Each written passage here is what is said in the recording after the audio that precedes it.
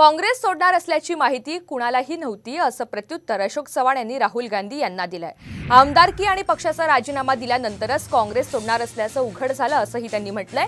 शिवाजी पार्कातील सभेत राहुल गांधी यांनी काँग्रेस सोडताना एक नेता माझ्या आईकडे रडला, या शक्तीविरोधात लढण्याची हिम्मत नाही असं बोलून त्यांनी भाजपात प्रवेश केला होता असा दावा हा केलेला होता। इसी प्रदेश के एक वरिष्ठ नेता कांग्रेस पार्टी को छोड़ते हैं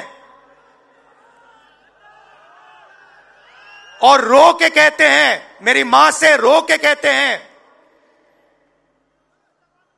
कि सोनिया जी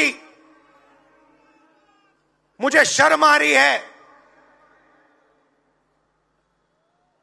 मेरे में इन लोगों से, इस शक्ति से लड़ने की हिम्मत नहीं है, मैं जेल नहीं जाना चाहता हूं।